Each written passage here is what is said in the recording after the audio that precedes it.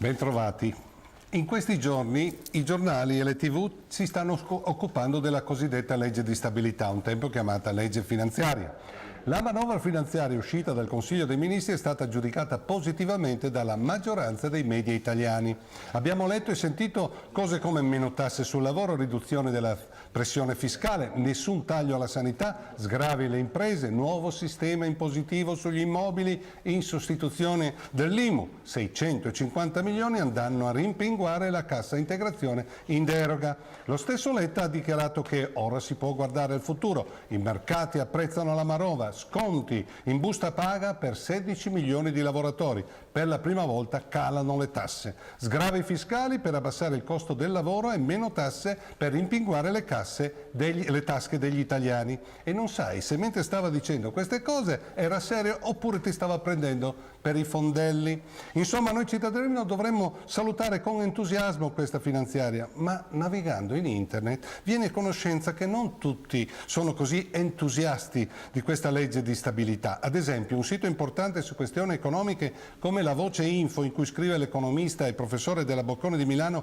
Tito Boeri, ci dice che questa legge di stabilità è una cura omeopatica per un malato grave come l'economia italiana, e poi, diventando ironico, scrive che ci sarebbero gli estremi di una denuncia per omissione di soccorso. Evidentemente il governo delle larghe offese di Letta e Alfano non ce la stanno raccontando giusta. Sempre dalla rete vengo a conoscenza di un capitolo di spesa che mi ha lasciato basito e che nei quotidiani, nei TG e nei dibattiti televisivi non si trova assolutamente traccia. Il fatto è clamoroso. In un capitolo di spesa di questa finanziaria sono stati stanziati e diluiti per i prossimi 15 anni 5,1 miliardi di euro.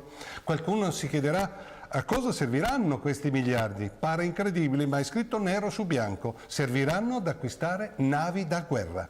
La furbata, se così si può definire, è che la posta non è stata inserita tra le spese militari, quindi a capo del Ministero della Difesa, ma al Ministero dello Sviluppo Economico, con una motivazione davvero singolare, cioè per favorire il consolidamento strategico della base dell'industria nazionale naval, meccanica e cantieristica ad alta tecnologia. Traduzione per i più semplici: per far lavorare i nostri cantieri navali.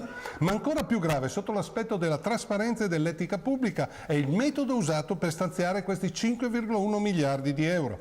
Nella legge di stabilità uscita dal Consiglio dei Ministri, come abbiamo visto, non c'è scritto che vengono stanziati 5,1 miliardi in 15 anni per acquistare delle navi da guerra. Messa così avrebbe molto probabilmente provocato una reazione da parte della maggioranza degli italiani. E allora che cosa hanno escogitato le furbe menti che ci governano? Hanno suddiviso gli stanziamenti nei prossimi 15 anni in tre parti.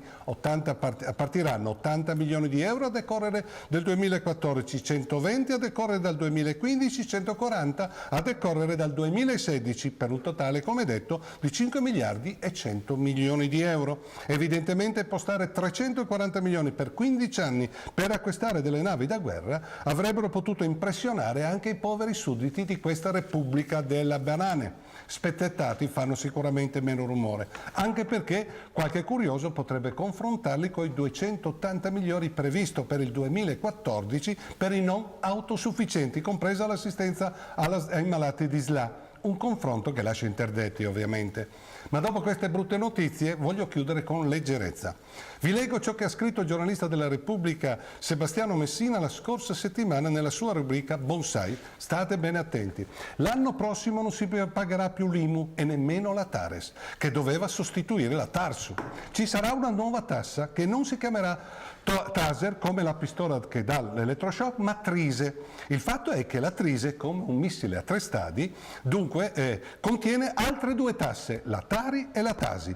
Se abitate nella vostra casa pagate tutta la Trise, dunque sia la Tari che Tasi. Se siete un inquilino pagate solo la Tari, ma anche una quota della Tasi. Se siete il padrone di casa pagate la Tasi, ma non la Tari. Più l'IMU, si capisce, ma l'IMU raddoppiata la pagate anche se siete in affitto su quell'appartamento dove abita vostra madre, che però pagherà la Tarsi, lasciando voi la Tasi che avete evitato sulla casa dove pagavate la Tarsu. E invece ora, scampata la Tares e aggirata la Taser, pagate solo la Tari, ma non l'IMU. e adesso ripetete. Secondo me questa è una prosa strepitosa, una genialata che rende palese il casino in cui siamo immersi. Ci vediamo giovedì prossimo.